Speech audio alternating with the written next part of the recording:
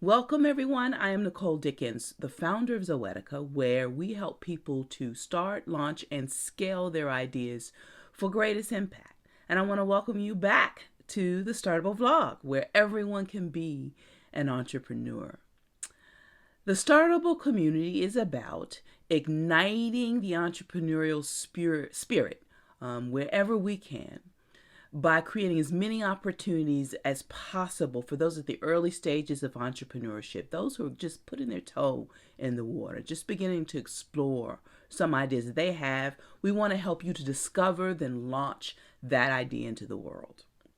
And so last week, we talked a little bit about why entrepreneurship and why now, in particular, in the middle of a global pandemic, and a bunch of other crises happening at the same time. Air quality is a little bit better here, and we've gotten some improvements with the lightning complex fires that have been going on for a couple of weeks here, by the way. And there I laid the groundwork for what Startable is all about. So if you haven't had a chance to catch that vlog, by all means, I encourage you to do so. But today I want to talk to you about who gets to be an entrepreneur. I want to spend some time debunking who we believe actually are the ones who get to be entrepreneurs. And so I'm going to start with a question. What do you think of when you hear the word entrepreneur, when you think about an entrepreneur? What comes to mind? The very first things that come to mind. What I typically hear is generally it's the well-to-do to the right out, wealthy, stinking rich youth who have the luxury of going unpaid for extended periods of time. They have access to ready capital, and they don't have to jump through the hoops to actually get that capital because they've probably inherited it, or the people who hold it love them very much and will give it to them. The other I hear a lot is people have gone to business schools and maybe have gotten an MBA. That was certainly my thinking and my strategy, not coming from the well-to-do.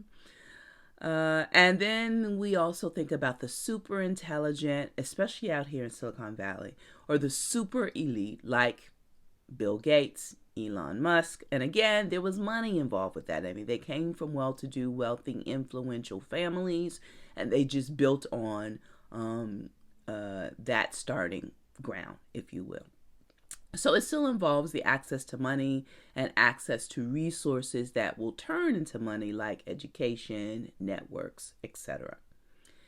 And then out here in Silicon Valley in particular, it's young too often, white too often, tech savvy males that we think of when we think of entrepreneurs. I want to talk to you about a few truths right now. And the first is the chicken versus the egg conundrum. There's a truth to the fact that these individuals were born with, or these kinds of people we think of as an entrepreneur was born with a little bit of money and a bit of influence and a great deal of access. This significantly lowers their barriers to entry.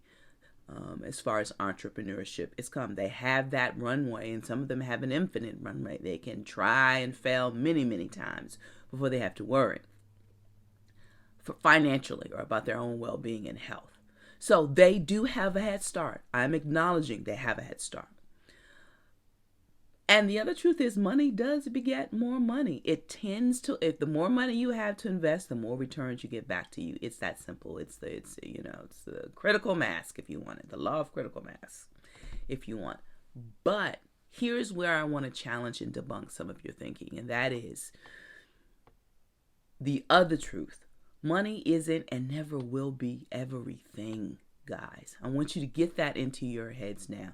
And if you're following this because you're after money, this is probably the wrong community for you. And there's plenty of other providers of information like this, opportunities, courses like this, where it's all about the money and that's all they talk about and that's how they draw you in. This is not this place. This is not that kind of place. And I would encourage you maybe to find one of those places if that's what you're looking for. And I'm going to tell you why money isn't always everything. Money is never everything. Let me change that.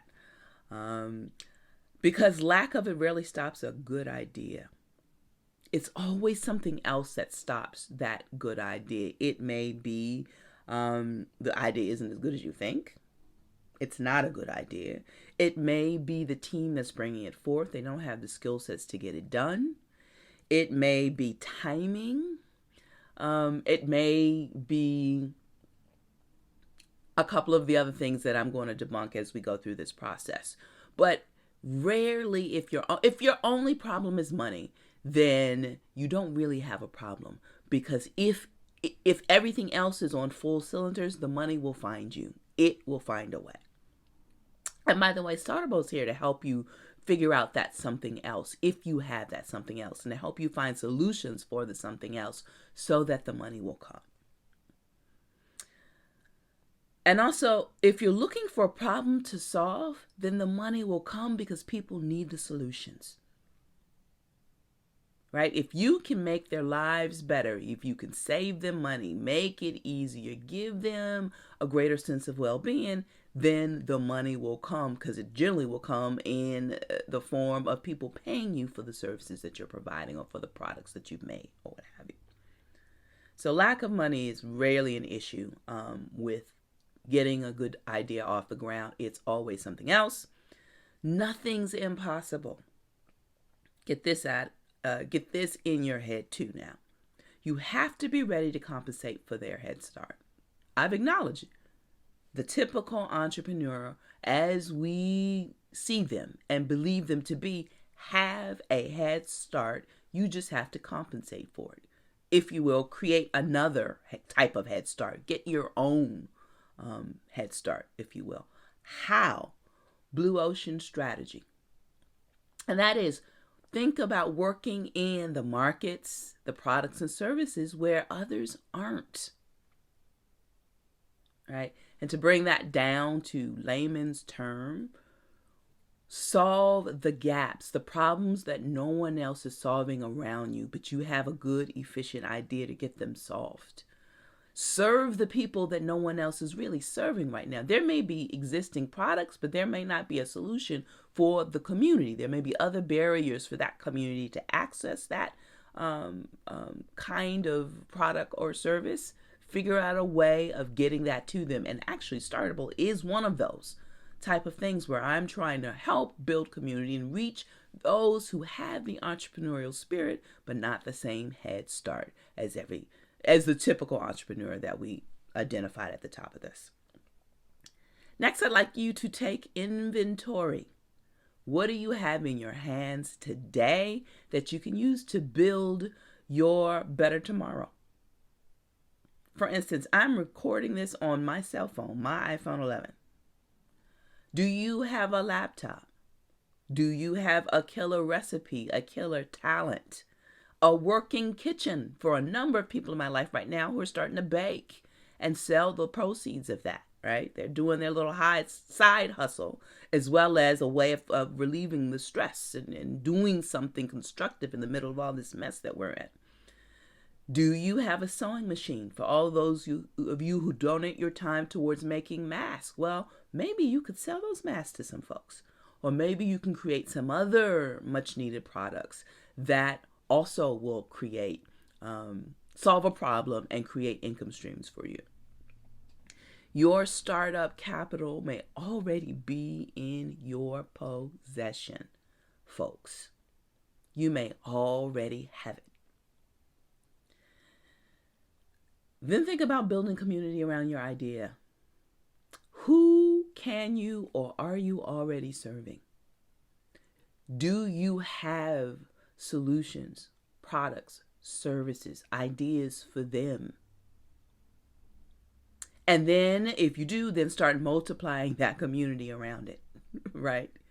All right, it may start with 4 or 5 friends, extend beyond them, right? That's called scaling. And then the other thing is you simply have to find and create the margin to think, to plan, and to build, right? And this is about time management. Trade off those lower value things to do more higher value things or added value things, like thinking up what ideas that you have. Where is your working capital? Where are your relationships, your networks, where you can possibly begin to build something that goes beyond you? And that's the purpose of Startable as well. It's really to get people to think about ways of building things that go beyond them, that will create jobs in the communities they live and serve. That's the basic idea of this. And finally, I need you to begin exploring if you have what it takes. Remember, I said at the top of this that too often good ideas don't get launched. They don't find the money because it's actually a team issue or a leadership issue. And an entrepreneur is, if an entrepreneur is anything, it's someone who's self-aware. And so I want you to take some time to take stock. Just over the last 7 days, if you could just think about all the problems you've solved and write them down. That's the first step.